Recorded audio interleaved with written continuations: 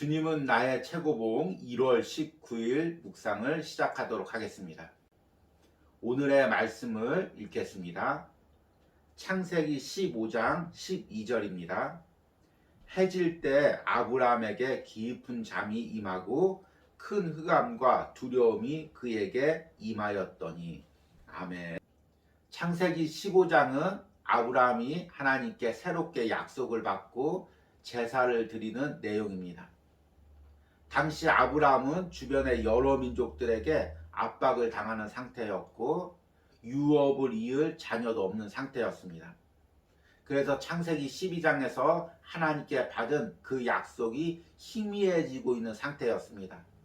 이때 하나님께서 다시금 나타나서 약속을 확인시켜 주시고 또 아브라함의 자손이 무별처럼 많아진다는 약속을 새롭게 하셨습니다. 그리고 하나님께 제물을 드리고 다시금 예배하게 하셨습니다. 그런데 문제는 오늘 말씀처럼 이렇게 아브라함이 하나님께 예배할 때 아브라함에게 큰 흑암과 두려움이 찾아왔다는 것입니다. 하나님은 아브라함에게 놀라운 축복을 약속하시고 아브라함이 그 약속을 붙들고 예배하는데 왜 아브라함에게 어둠이 임하게 하셨을까요? 이 장면은 아브라함의 일생을 떠올리게 합니다. 아브라함은 고향 땅에서부터 하나님의 약속을 붙들고 가나안 땅까지 왔습니다. 그런데 그 약속이 금방 이루어진 것이 아니라 마치 어둠을 걷는 것 같았습니다. 갈 바를 모르고 광야를 지나가야 했고 또 가나안 땅에 도착해서는 기근이 있었고 주변 여러 민족들에게 위협을 당했고 사라가 빼앗기는 일이 있었고 또 오늘 말씀처럼 자녀가 없는 상태였습니다. 하나님의 약속은 점점 희미해지고 아브라함은 어둠을 걷는 것 같았습니다. 성경에서 하나님의 약속은 바로 이루어지지 않습니다. 이렇게 어둠을 걷는 시간을 하나님께서 보내게 하십니다. 하나님께서 왜 이 시간을 보내게 하는지 그리고 이 시간 속에서 우리가 해야 될 것은 무엇인지 이 부분을 오늘 묵상을 통해서 들어보도록 하겠습니다. 오늘의 묵상입니다. 하나님께서는 성도에게 비전을 주실 때마다 그를 주님 손에 어두운 그늘에 두십니다. 이때 성도의 의무는 가만히 듣는 것입니다. 빛이 강하기 때문에 생기는 어둠이 있습니다. 이때는 들어야 합니다. 창세기 16장의 아브라함과 하갈 사건은 어둠이 임했을 때 하나님께서 빛을 보내실 때까지 기다리기보다 오히려 사람의 충고를 듣고 행한 불신앙의 예입니다. 하나님께서 비전을 주신 후 어둠이 따라오면 기다리십시오. 만일 주님의 때를 기다린다면 하나님께서는 당신을 주께서 주신 비전에 합당하게 만들어 놓으실 것입니다. 절대로 하나님께서 주신 약속을 인간 스스로 이루어 보려고 시도하지 마십시오. 아브라함은 13년간의 침묵의 기간을 지냈으며 그동안 스스로 할 수 있는 것이 아무것도 없음을 깨달았습니다. 상식적인 방법으로는 하나님의 약속을 이룰 가능성이 전혀 없었습니다. 아브라함에게 이 침묵의 기간은 불쾌한 기간이라기보다 훈련의 기간이었습니다. 절대로 기쁨과 확신으로 들뜨지 마십시오. 가만히 주님을 기다리십시오. 아직도 육체를 신뢰합니까? 사람을 의지하지 말고 초월하신 분만 신뢰하십시오. 나의 확신이 책이나 기도 혹은 영적 체험에 있습니까? 하나님이 주신 축복에 있는 것은 아닙니까? 나의 확신은 오직 하나님 그분께만 있어야 합니다. 나는 전능하신 하나님이라 엘샤다이. 우리가 철저하게 훈련받아야 하는 것은 하나님은 실제라는 사실을 아는 것입니다.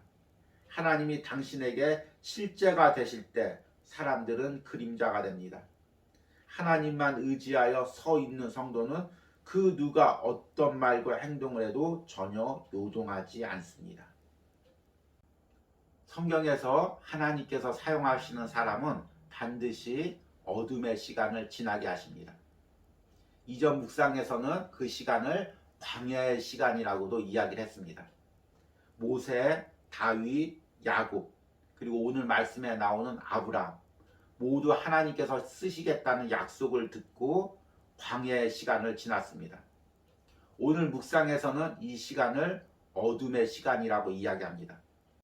이와 관련된 책이 있는데요. 제가 오래전에 읽었던 하나님의 타이밍이라는 책입니다. 오스 힐먼이라는 사업가가 지은 책인데요.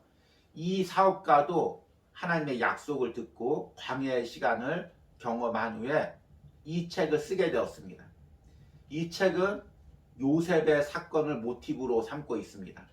하나님께서 요셉을 쓰시겠다고 약속하셨지만 요셉은 그 후에 구덩이로 던져진 시간을 보냈습니다. 이 책에서는 이 시간을 비전이 죽는 시간이라고 이야기합니다. 한번 이 책의 한 구절을 읽어보도록 하겠습니다. 우리는 요셉의 삶 속에서 이 원칙을 본다. 하나님은 그에게 통치자가 되는 비전을 주셨지만 그의 형들이 요셉을 구덩이 속에 던졌을 때 그 비전은 죽었다. 우리는 예수님의 제자들의 삶 속에서도 이것을 본다. 예수께서는 그들이 다가올 나라에서 지도자들이 되리라고 말씀하셨지만 예수께서 십자가에 못 박힐 때 그 비전도 함께 죽었다. 이 패턴은 명확하다. 먼저 하나님이 우리에게 비전을 주신다. 그 다음엔 그 비전이 죽는다. 그리고 마침내 하나님이 새롭고 놀라운 형태로 그 비전을 부활시킨다. 하나님은 어떤 사람이든지 쓰시겠다고 약속하시고 바로 쓰시는 법이 없습니다. 그 사람을 훈련시키기 위해서 광야의 시간, 어둠의 시간, 비전이 죽는 시간을 보내게 하십니다. 문제는 그 시간 동안 내가 무엇을 해야 할지입니다. 인간의 방법으로 그것을 벗어나기 위해서 몸부림쳐야 됩니까? 아니면 잠잠히 하나님을 기다려야 됩니까? 이 부분에 대해서 오늘 묵상은 이렇게 이야기합니다. 절대로 하나님께서 주신 약속을 인간 스스로 이루어 보려고 시도하지 마십시오. 아브라함은 13년간의 침묵의 기간을 지냈으며 그동안 스스로 할 수 있는 것이 아무것도 없음을 깨달았습니다. 상식적인 방법으로는 하나님의 약속을 이룰 가능성이 전혀 없습니다. 아브라함에게 이 침묵의 기간은 불쾌한 기간이라기보다 훈련의 기간이었습니다. 절대로 기쁨과 확신으로 들뜨지 마십시오. 가만히 주님을 기다리십시오. 우리는 하나님께 약속을 받으면 마음이 들떠서 내가 무언가를 하려고 발버둥을 칩니다. 그러다 보면 하나님보다 앞서게 되고 실수하게 됩니다. 하나님께서는 약속을 받고 기다리라고 합니다. 하나님이 일하실 때까지 광야의 시간을, 어둠의 시간을 참고 인내하라고 이야기하고 있습니다. 이 시간을 오늘 묵상에서는 또 훈련의 시간이라고 이야기합니다. 무엇을 훈련받아야 됩니까? 오늘 묵상에서 이렇게 이야기합니다. 우리가 철저하게 훈련받아야 하는 것은 하나님은 실제라는 사실을 아는 것입니다. 하나님이 당신에게 실제가 되실 때 사람들은 그림자가 됩니다.